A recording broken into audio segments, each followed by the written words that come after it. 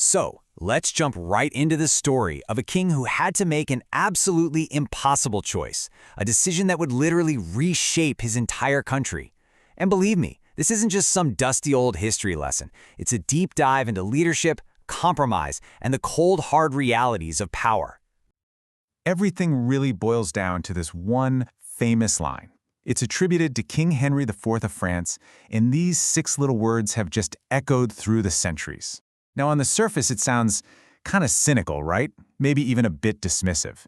But that quote represents one of the most important political moves in all of European history. And that's really the core question here, isn't it? We're going to unpack the story of a man born and raised a Protestant who led Protestant armies into a bloody civil war and then just gave it all up. Why? Well, to get it, you first have to understand the world he was born into. A kingdom that was literally on the verge of tearing itself apart. France, in the late 16th century, it wasn't the country you might picture today. It was a tinderbox of religious fury that had already been on fire for decades. I mean, can you even imagine that? For over 30 years, your country is just fighting itself. Neighbor against neighbor, town against town. This wasn't some war in a faraway land. It was a deep, festering wound in the very soul of the nation. And it was all driven by one thing: faith. So you've got these two sides locked in this brutal stalemate. On one side, you have the Catholics, the huge majority, backed by this powerful, zealous group called the Catholic League. Their goal was simple: one king, one law, one faith. Period. And on the other side, you had the Huguenots, the French Protestants, a much smaller group, but they were determined, and they were fighting for their right to even exist. It was an impossible situation, and it was ripping France to shreds. So, into all of this chaos steps our main character. And here's the kicker. By a complete twist of fate, the next man in line for the throne of fiercely Catholic France was the leader of the Protestant rebellion. This is our guy, Henry. He was raised by a very devout Calvinist mother, so he wasn't just some casual Protestant. He was the Protestant leader. He was their general, their political figurehead, the whole shebang. So to the Catholic majority, this guy was basically public enemy number 1, a heretic. And then the absolute unthinkable happens. The current king's brother dies, and because of how the line of succession worked, Henry of Navarre, the heretic, suddenly becomes the official heir to the throne. This was like pouring a tank or truck of gasoline on an already raging inferno. There was just no way the Catholic establishment was going to let that happen. And this is where things get really crazy. It kicks off what historians call the War of the Three Henrys. You had the actual king, Henry III, who was kind of weak and just trying to hang on. You had the super zealous Catholic leader, Henry of Guise, who basically wanted to wipe out all Protestants. And then you had our guy, Henry of Navarre, the Protestant heir. It was a three-way royal rumble for the very soul of France. And then, the whole thing just implodes with stunning speed and violence. In late 1588, the king has Henry of Guise murdered. Less than a year later, a Catholic fanatic murders the king himself. And just like that, the Game of Thrones is over. Henry of Navarre is now legally King Henry IV of France. But, having the title and actually ruling the kingdom, well, those are two very, very different things. So this is where it all comes to a head. Henry is the king, but the most powerful people in his country, and in his own capital city, refuse to even acknowledge it. This was the central problem.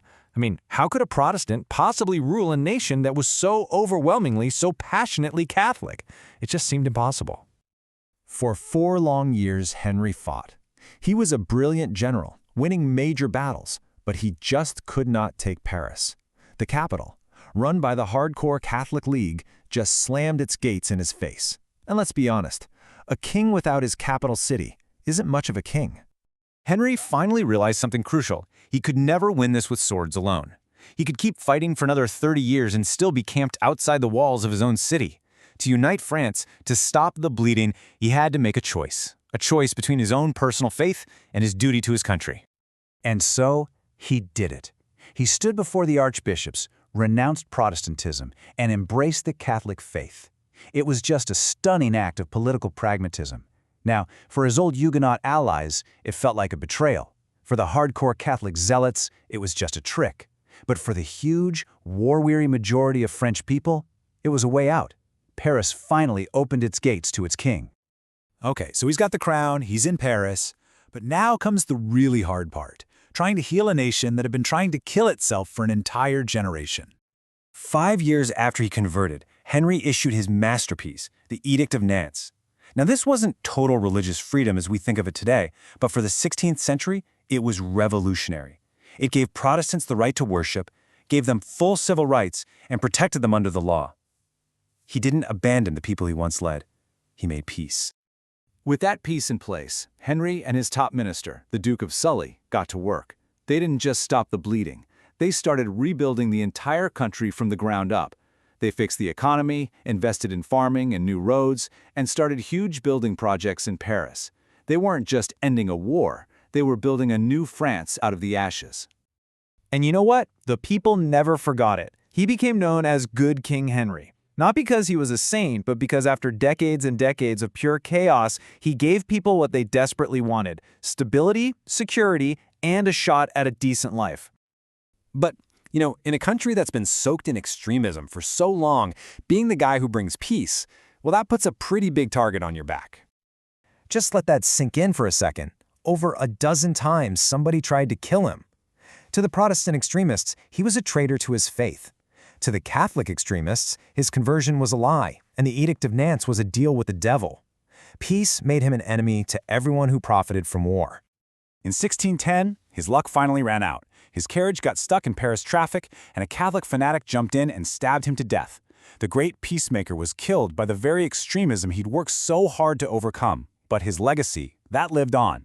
So much so that after the French Revolution tore down all the statues of kings, Henry's was the very first one they decided to put back up. He had become a symbol of a strong, united France. And that really brings us to the final question, the one his life forces us to ask. He compromised on his faith, something that was at the very core of who he was. Was that an act of weakness, a cynical power grab? Or was that willingness to sacrifice a part of himself for the good of his people the ultimate act of leadership? It's a question that's just as powerful today as it was 400 years ago.